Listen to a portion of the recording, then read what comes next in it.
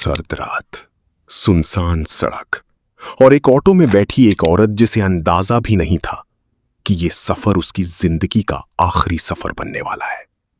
वाराणसी की ये कहानी सिर्फ एक हत्या नहीं, बल्कि शक, अपमान और टूटते रिश्तों की खौफनाक हकीकत है। लक्ष्मी की मौत के पीछे छिपी कहानी आपको अंदर तक हिला देगी, जहां प्यार, नफरत और विश्वासघात एक साथ टकराते हैं। ये वीडियो सच्ची घटनाओं से प्रेरित है। इसका उद्देश्य किसी की भावनाओं को ठेस पहुंचाना नहीं, बल्कि समाज में बढ़ते अपराधों के प्रति जागरूकता फैलाना है। हम किसी भी प्रकार की हिंसा का समर्थन नहीं करते। आज की हमारी पहली घटना वाराणसी की है। नमस्कार दोस्तों, मैं शिवा। अगर आप हमारी YouTube चैनल पर पहली बार आए हैं तो हमारी YouTube चैनल को सब्सक्राइब जरूर करें, ताकि आपको आने वाली वीडियो का मैसेज सबसे पहले पहुंचे। चलिए वीडियो को शुरू करते हैं। लक्ष्मी जब इस घर में आई थी तो लोग कहती थी कि घर में लक्ष्मी आई है, लेकिन यह नाम उसकी किस्मत का सच नहीं, बल्कि एक विडंबना बनकर रह गया। उसकी शादी साल 2017 में वाराणसी के एक मंदिर में हुई थी। उस समय वो केवल 18 साल की थी, जबकि उसका पति प्रदीप मिश्रा 38 साल का था। उसका जीवन बाहर से सामान्य दिखता था, एक पत्नी, एक मां, एक घर, लेकिन अंदर ही अंदर वो हर दिन थोड़ा थोड़ा टूट रही थी। उस घर में उसका नाम तो लक्ष्मी था, पर उसकी जिंदगी में ना सुख था ना सम्मान, बस एक लंबी खामोश सहनशीलता थी। धीरे धीरे उसकी हंसी, उसकी आवाज, उसकी इच्छाएं सब जैसे कहीं खो गई। वो सिर्फ जी रही थी अपने बच्चों के लिए, समाज के डर से और उस मजबूरी के कारण जिसने उसे इस रिश्ते में बांध दिया था। कम उम्र में ही उसने उस घर में कदम रखा जहां सपनों की जगह जिम्मेदारियां उसका इंतजार कर रही थीं। वो उम्र जिसमें लड़कियां अपने भविष्य के रंग चुनती हैं। लक्ष्मी ने उसी उम्र में अपनी इच्छाओं को पीछे छोड़ दिया था। उसका पति प्रदीप मिश्रा उम्र में उससे करीब 20 साल बड़ा था। 46 साल का प्रदीप दिन भर ऑटो चलाकर घर चलाता था। उसकी जिंदगी में एक ऐसा अतीत भी था जो डर और सख्ती से भरा हुआ था। वो एक हत्या के मामले में सजा काट चुका था। लक्ष्मी के लिए यह रिश्ता सिर्फ शादी नहीं, बल्कि हालातों के सामने झुक जाना था। समय बीता और इस रिश्ते में 2 बच्चों की किलकारियां गूंजी। शुरुआती दिनों में शायद सब कुछ सामान्य लगा होगा। प्रदीप ने अपनी जिम्मेदारियां निभाने की कोशिश की और लक्ष्मी ने भी पत्नी और मां के रूप में खुद को ढाल लिया। बच्चों ने कुछ समय के लिए इस रिश्ते को बांधे रखा, जैसे अक्सर होता है, लेकिन धीरे धीरे उम्र का अंतर साफ दिखने लगा। जहां लक्ष्मी की जवानी अपनी पूरी जोश पर थी, वहीं प्रदीप थकान और उम्र की बोझ तले दबता जा रहा था। दिन भर की मेहनत के बाद वो देर रात घर लौटता, खाना खाता और बिना किसी बातचीत के सो जाता। लक्ष्मी के भीतर जो वासना थी वो पूरी नहीं हो पा रही थी। समझ और अपनापन पाने की चाह वो अधूरी रह जाती। कभी कभी जब लक्ष्मी प्यार करने की कोशिश करती तो उसे अनसुना कर दिया जाता। उसकी इच्छाएं, उसकी भावनाएं सब जैसे कहीं खो जाती। यही दूरी धीरे धीरे खाई बन गई। अब वो चुप रहने वाली लड़की नहीं रही थी। उसके भीतर असंतोष पनपने लगा था। गुस्से में वो प्रदीप को उसकी उम्र का ताना देती, उसे बूढ़ा कहकर कह देती कि तुम्हारी बस की कुछ भी नहीं है। रात की सन्नाटे में प्रदीप अक्सर करवट बदलकर सो जाता था। भीतर कहीं एक चुभन थी, अपमान कि कोई ऐसा मिल जाए जिससे वो शारीरिक संबंध बना सके। इसी दौरान उसकी जिंदगी में किसी और की एंट्री हुई।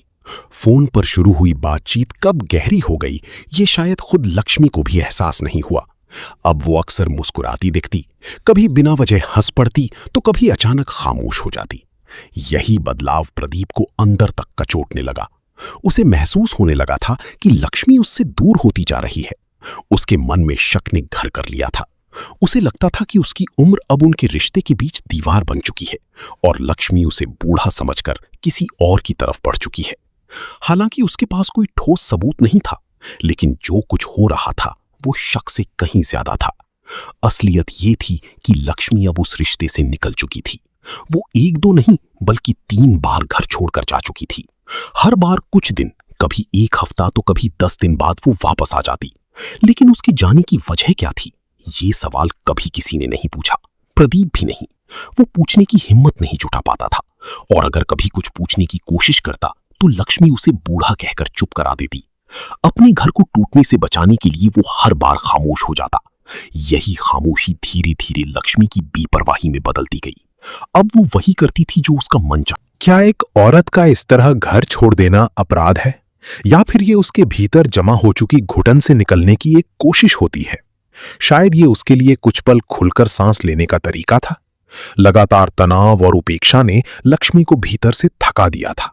मां होने के साथ साथ वो एक इंसान भी थी, जिसकी अपनी भावनाएं और इच्छाएं थीं। जिस घर को उसने कभी अपना सुरक्षित ठिकाना समझा था, वही अब उसे बंधन जैसा लगने लगा था। वहां ना सुकून था, ना अपनापन। हर बात पर सवाल उठते, हर खामोशी पर शक किया जाता, और उसकी हर मुस्कान भी जैसे कटघरे में खड़ी कर दी जाती। ऐसे माहौल में उसने अपने आप को मोबाइल की दुनिया में खोना शुरू कर दिया। शायद वो किसी ऐसे व्यक्ति की तलाश में थी जिससे वो बिना डर और झिझक के अपने मन की बात कह सके। लेकिन समाज अक्सर एक औरत के अकेलेपन को समझने के बजाय उसी को दोषी ठहराता है। वही अकेलापन कभी कभी उसे ऐसे रास्तों पर ले जाता है जहां से लौटना मुश्किल हो जाता है। एक बार फिर जब लक्ष्मी घर छोड़कर गई तो 18 दिसंबर 2025 की सुबह वो वापस लौटी। दिन गुरुवार का था। हालांकि वो घर तो आ गई थी, लेकिन उसके चेहरे और व्यवहार में गुस्सा साफ झलक रहा था। प्रदीप ने जब उससे बात करने की कोशिश की तो बात झगड़े में बदल गई। इस बार लक्ष्मी ने साफ शब्दों में अपनी बात रख दी। उसने कहा कि अब वो इस रिश्ते में नहीं रहना चाहती। उसने प्रदीप को ताना देते हुए कहा कि वो अब बूढ़ा हो चुका है और वो उसके साथ नहीं रह सकती। उसने खुलकर ये भी कह दिया कि वो अब अपने प्रेमी के साथ जिंदगी बिताना चाहती है। ठंडी दिसंबर की उस शाम में बाहर हल्की सर्द हवा चल रही थी, लेकिन घर के भीतर माहौल गर्म था। लक्ष्मी और प्रदीप के बीच खटास अब नई नहीं रही थी। ये तीसरी बार था जब लक्ष्मी घर छोड़कर जा चुकी थी। इससे पहले 2 बार मामला थाने और पंचायत तक पहुंचा था, जहां समझौते हुए थे। यहां तक कि प्रदीप ने तलाक देने की बात भी मान ली थी, मगर हर बार लक्ष्मी ने वापस आकर साथ निभाने का वादा किया। इस बार शायद उसके मन में भी कहीं ना कहीं रिश्ते को आखिरी मौका देने की चाह थी। रात करीब 10 बजे सभी ने साथ बैठकर खाना खाया। कुछ समय के लिए लगा जैसे सब सामान्य हो रहा है, लेकिन ये शांति ज्यादा देर टिक नहीं सकी। खाने के बाद बातचीत के दौरान प्रदीप ने उस युवक का जिक्र छेड़ दिया जिससे लक्ष्मी का संपर्क था। यही बात चिंगारी बन गई। लक्ष्मी को ये मुद्दा उठाना नागवार गुजरा और वो तुरंत भड़क उठी। बात इतनी बढ़ गई कि वो रिश्तेदारों के सामने ही प्रदीप को अपमानित करने लगी। गुस्से में उसने साफ कह दिया कि वो अब उसके साथ नहीं रहना चाहती, बल्कि अपने प्रेमी के साथ जिंदगी बिताना चाहती है। ये शब्द प्रदीप को भीतर तक चुभ गए। वो खुद को लगातार अपमानित और असहाय महसूस कर रहा था। पहले से चले आ रहे विवाद, बार बार की झगड़ी और अब रिश्तेदारों के सामने हुई बेइज्जती ने उसके भीतर का संतुलन तोड़ दिया। उसी क्षण उसने मन ही मन एक खतरनाक फैसला ले लिया। उसे लगने लगा कि इन सब झंझटों से छुटकारा पाने का एक ही रास्ता बचा है। अपमान और गुस्से की इस मिश्रण ने उसे उस हद तक धकेल दिया जहां उसने लक्ष्मी की हत्या करने का निर्णय कर लिया। थोड़ी देर की चुप्पी के बाद माहौल सामान्य होता दिखा। लक्ष्मी ने अचानक कहा कि उसे चाय पीनी है, लेकिन घर की नहीं, बाहर जाकर।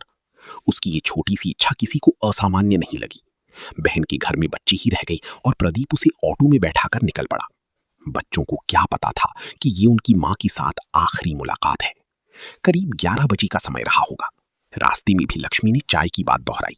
वो मन ही मन सोच रही थी कि शायद सब कुछ ठीक हो जाएगा, झगड़े खत्म हो जाएंगे और जिंदगी फिर पटरी पर लौट आएगी। लेकिन उसे अंदाजा भी नहीं था कि जिस इंसान के साथ उसने इतनी साल बिताए, वही आज उसकी जिंदगी का अंत लिखने वाला है। रात गहराती जा रही थी और सड़कें लगभग सुनसान हो चुकी थी। प्रदीप ऑटो को कठौर गांव चोलापुर की तरफ मोड़ ले गया। आगे बढ़ती हुई उसने एक ऐसी जगह देखी जहां आसपास कोई नहीं था। उसने वहीं ऑटो रोक दिया। वहां अब सन्नाटा और ठंड के बीच सिर्फ एक निर्जीव शरीर था। घटना के बाद प्रदीप कुछ देर तक वहीं बैठा रहा। उसके मन में सवाल चल रहे थे कि अब आगे क्या किया जाए। करीब 10 मिनट तक सोचने के बाद उसे एहसास हुआ कि अगर वो लाश को यूं ही छोड़कर चला गया तो जल्दी ही पहचान हो सकती है, क्योंकि उसका घर ज्यादा दूर नहीं था। दिसंबर की सर्द सुबह थी। कथौर गांव के बाहर स्थित एक सुनसान बाग में सब कुछ सामान्य लग रहा था, जब तक कि वहां रहने वाला मूक बधिर युवक सोनू यादव बाजरे के लट्ठों का ढेर हटाने नहीं पहुंचा। जैसे ही उसने ढेर को सरकाया, उसकी नजर अंदर छिपी एक महिला की लाश पर पड़ी। घबराकर वो गांव की ओर दौड़ा और इशारों के जरिए लोगों को पूरी बात बताई। कुछ ही देर में वहां भीड़ जुट गई और ग्राम प्रधान दयाराम यादव को सूचना दी गई, जिन्होंने तुरंत पुलिस को खबर कर दी। सूचना मिलते ही थाना चोलापुर के एसएचओ दीपक कुमार अपनी टीम, फॉरेंसिक एक्सपर्ट्स और डॉग स्क्वाड के साथ मौके पर पहुंच गए। लाश को बाहर निकाला गया, लेकिन उसका चेहरा इस कदर कुचला हुआ था कि पहचान कर पाना लगभग असंभव लग रहा था। देखने वालों के रोंगटे खड़े हो गए थे। किसी ने बड़ी बेरहमी से इस हत्या को अंजाम दिया था। दरअसल हत्यारा चाहता था कि इस औरत की पहचान कभी ना हो सके। इसी मंशा से उसने लाश को पहले सड़क से घसीटकर बाग तक पहुंचाया और फिर अपने ऑटो में रखी सीमेंट की ईंट से उसके चेहरे पर कई वार किए। चेहरा पूरी तरह बिगाड़ देने के बाद उसे पास ही पड़े बाजरे के लट्ठों के ढेर में छिपा दिया और वहां से फरार हो गया। वो ना अपने घर लौटा, ना ही कहीं और दिखाई दिया।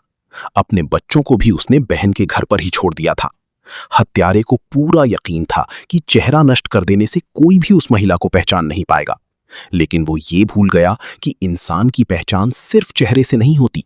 शरीर पर मौजूद छोटे छोटे निशान भी सच्चाई उजागर कर सकते हैं। शव की हालत इतनी बिगड़ी हुई थी कि पहचान कर पाना लगभग नामुमकिन लग रहा था, मगर जांच के दौरान पुलिस की नजर एक ऐसी चीज पर गई जिसने पूरे मामले की दिशा ही बदल दी। दोनों हाथों पर बने टैटू। एक हाथ पर अंग्रेजी में पीएल लिखा था, जबकि दूसरे हाथ पर दिल का निशान और कुछ शब्द उकेरे हुए थे। ये सिर्फ डिजाइन नहीं थे, बल्कि किसी गहरे रिश्ते की कहानी कह रहे थे। यही निशान पुलिस के लिए सबसे अहम सुराग बने। आसपास पूछताछ शुरू हुई तो धीरे धीरे एक नाम सामने आया, लक्ष्मी। एल से लक्ष्मी और पी से प्रदीप। यानी ये टैटू उसके और उसके पति के रिश्ते का प्रतीक थे। कभी बेहद गहरा रहा ये प्यार ही समय के साथ टूटकर नफरत में बदल गया और आखिरकार मामला हत्या तक जा पहुंचा। पहचान होते ही जांच ने रफ्तार पकड़ ली।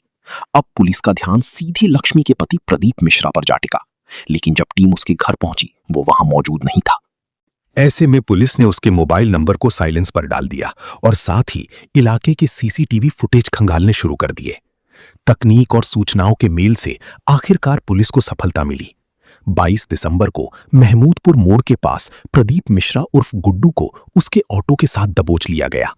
गिरफ्तारी के बाद उसे थाना चोलापुर लाया गया, जहां वरिष्ठ अधिकारियों की मौजूदगी में उससे कड़ी पूछताछ की गई। शुरुआत में प्रदीप ने खुद को बेगुनाह साबित करने की कोशिश की, लेकिन सवालों के दबाव और सबूतों के सामने उसकी चुप्पी ज्यादा देर टिक नहीं सकी। आखिरकार उसने सच कबूल कर लिया, लक्ष्मी की हत्या उसी ने की थी। जैसे ही ये स्वीकारोक्ति सामने आई, पुलिस ने राहत की सांस ली। एक उलझा हुआ मामला सुलझ चुका था और आरोपी कानून की गिरफ्त में था।